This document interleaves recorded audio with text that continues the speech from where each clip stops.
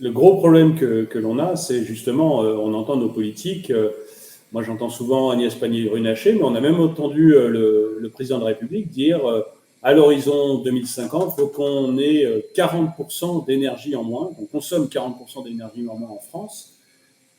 Et ce qu'ils ne disent pas, enfin ce que l'on ne dit pas aux Français, c'est globalement, ça veut dire qu'on va avoir beaucoup plus de chômage, une récession, et que la classe moyenne inférieure va se retrouver pauvre, la classe moyenne, vraiment moyenne, va être déclassée, et ne vont s'en sortir que les riches parce qu'ils seront partis ailleurs, et tous les autres, vraiment, vont avoir des difficultés économiques très importante. Si on baisse la consommation de 40% d'ici 2050, ça veut dire que nos enfants seront pauvres. Il n'y a pas de... Enfin, à mon avis, après, vous êtes peut-être plus au courant que moi, mais à mon avis, ça veut dire que voilà, on prépare nos enfants à être pauvres, en fait. Écoutez, je vais vous raconter une anecdote de vieux con.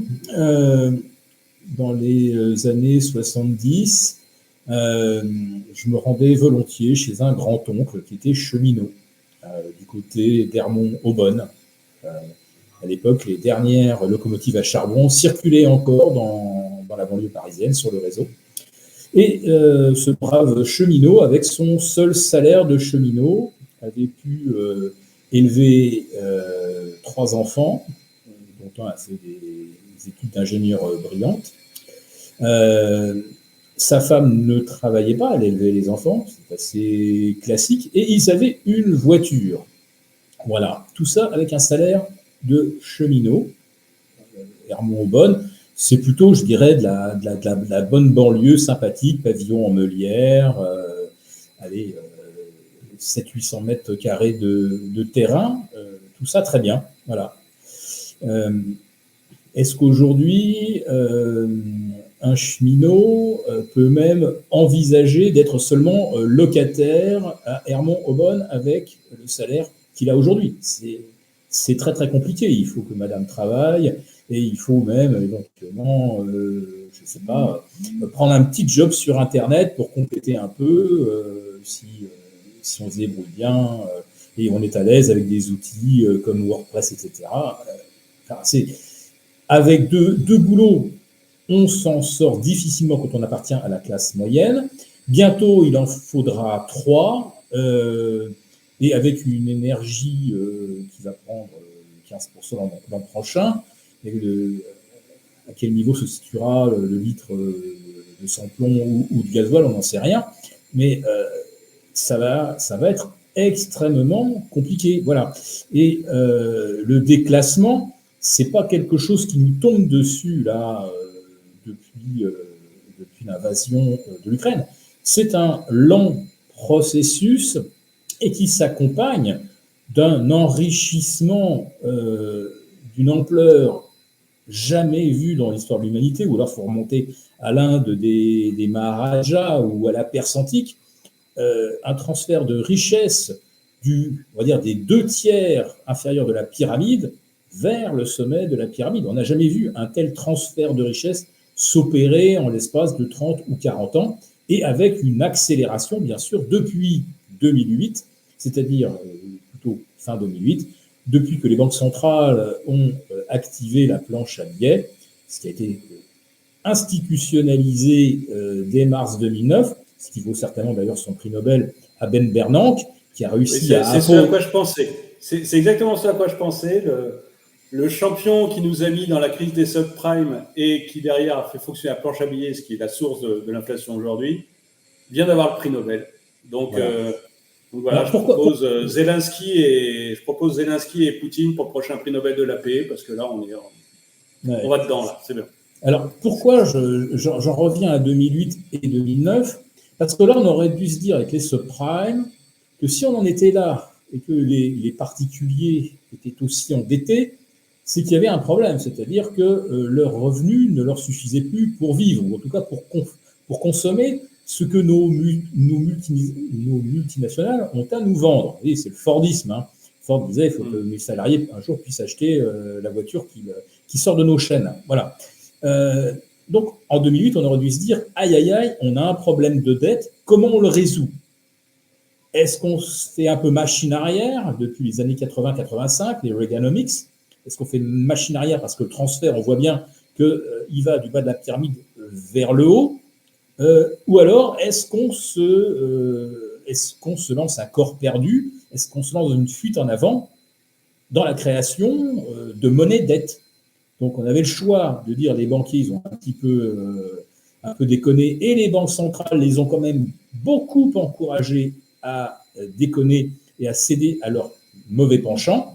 Et avec Ben Bernanke, on s'est dit non, les banquiers sont innocents, ce sont les particuliers qui ne gagnent pas assez de sous, ils devraient travailler plus pour gagner plus, et voilà, s'ils veulent le dernier iPhone, eh ben, ils n'ont qu'à s'endetter, et voilà. Donc, à partir du moment où on a accéléré la création monétaire, on a accéléré ce mécanisme qui fait qu'en fait, ce sont ceux qui le captent à la source, qui se le mettent dans la poche, qui ensuite le stockent dans les marchés, tandis que le ruissellement, évidemment, est une fable absolue. On connaît l'effet Cantillon, on sait très très bien que à travers l'histoire des millénaires, c'était toujours ceux qui étaient dans l'entourage de l'empereur, du roi, de tout ce que vous voulez, qui captaient tout l'argent et que ça ne descendait jamais vers le peuple. Ça n'a pas changé avec la planche à billets parce que les mécanismes psychologiques et l'humain n'a pas changé. Donc, la planche à billets, la monnaie dette, c'est de l'argent déversé directement dans la poche de ceux qui ont un accès direct au guichet des banques centrales, c'est-à-dire c'est pas monsieur tout le monde. Si vous voulez avoir accès à des instruments pour travailler sur l'obligataire, vous couvrir, etc., ça commence à 100 millions de dollars. C'est le ticket d'entrée. Voilà. Donc, si vous n'êtes pas dans la catégorie des 100 millions de dollars, vous êtes de toute façon privé des moyens techniques de vous couvrir contre la volatilité des taux, des monnaies, des marchés financiers, etc. Donc, la paupérisation de 90% de la population, elle est actée et à travers un système que l'on nous impose, qu'on nous inflige avec ce « il n'y a pas d'alternative ». C'est comme ça que ça fonctionne et pas autrement, car si ça fonctionne autrement, eh bien c'est du communisme et on va vers le chaos. Bon, eh bien, où en est-on arrivé avec la planche à billets? On en est arrivé à ce que les banques centrales ouvertement abolissent le risque, donc abolissent le besoin d'un marché, puisque c'est ce marché qui permet de mesurer si le risque est fort ou faible, si on va vers une bulle ou si on va vers une récession. Donc il y a un moment où il faut remettre de la liquidité, il y a des moments où il faut la retirer. On ne retire jamais. Pardon, je vous interromps juste une seconde, c'est que pour que tout le monde comprenne bien, en fait, le taux d'intérêt qui est lié à l'argent, quand une banque vous prête de l'argent ou qu'une banque centrale prête à quelqu'un de l'argent, le taux d'intérêt qui est lié, il est censé couvrir le risque et le temps. Et donc, si le taux d'intérêt est de 0, ça veut dire que le temps n'existe plus et que le risque n'existe plus, d'où votre remarque de l'abolition du risque. Voilà, excusez-moi, je voulais juste faire ça pour les néophytes qui ne connaissaient pas ce principe. Mise au point, effectivement, très juste. J'y rajoute juste une petite chose. Pour ceux qui disent le crédit, c'est pas bien, il faudrait qu'on ait un fonctionnement un petit peu comme dans la finance musulmane avec les soukouk. C'est-à-dire qu'en fait, on ne verse pas d'intérêt prédéterminé, on verse un dividende en fonction de ce que la réalité économique permet. Néanmoins, quand vous prêtez de l'argent à votre banque qui à son tour le prête à l'État, c'est de l'argent dont vous vous délestez provisoirement et qui vous empêche, si une opportunité se présente, de la saisir. Comprenez bien que dans la vie, on peut avoir de temps en temps, une proposition de s'associer pour monter une boîte. Si vous avez prêté votre argent à l'État, quelque part pendant un moment, vous n'en disposez pas. Donc il faut que vous le réempruntiez. Et là, bien sûr, on va vous le facturer celui-là. Bon, avec l'action des banques centrales, on arrive quand même à ce constat phénoménal que ceux qui ont le plus d'argent en obtiennent encore plus gratuitement. Et que ceux qui en manquent, on leur facture assez violemment. Hein, vous savez qu'aujourd'hui, par exemple, sur une carte de crédit, le découvert, hein, ou la facilité de caisse, appelez ça comme vous voulez, c'est 16,5-17%. Voilà. En face, celui qui vous fournit le service ou la prestation pour laquelle vous vous êtes endetté, si c'est LVMH, il emprunte gratuitement. Il peut lever de l'argent gratuitement et pour acheter notamment ses propres titres. Même chose pour Apple, etc., qui vous vend son dernier iPhone. Donc tout le système est fait pour plumer celui sur lequel on compte pour assurer le fonctionnement du système. C'est lui qui, par ses achats, par sa consommation, fait fonctionner l'économie. Et on est en train de l'étouffer de plus en plus, tandis que ceux qui n'ont pas besoin d'argent en obtiennent gratuitement, peuvent acheter énormément de produits financiers.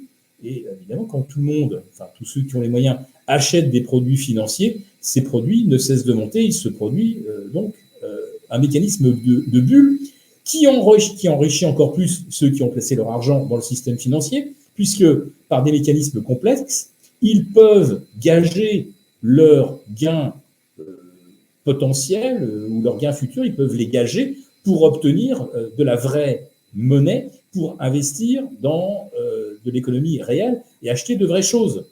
Alors que ceux qui auraient le plus besoin d'acheter ces choses en sont empêchés parce qu'ils n'ont plus les moyens, plus assez de salaire, plus assez d'épargne pour suivre et effectivement se maintenir à flot. Donc le système est complètement vicié et je dirais qu'on aboutit à ce constat, c'est que 30 ans après la chute du mur de Berlin et après la chute du monde du système soviétique, on arrive finalement à ce que des banques centrales occidentales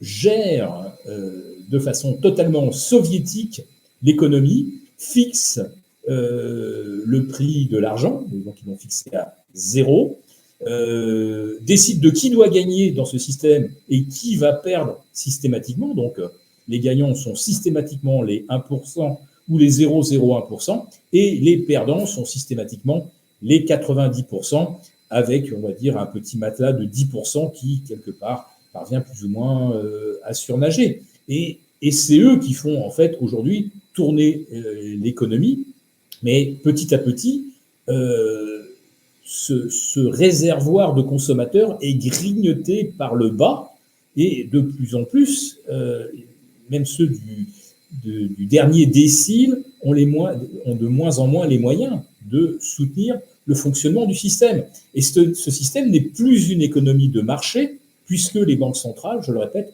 ont aboli le marché. Voilà, donc on a mis 70 ans pour abattre, si j'ose dire, le modèle soviétique, et on n'a mis que 30 ans pour devenir nous-mêmes un système soviétique.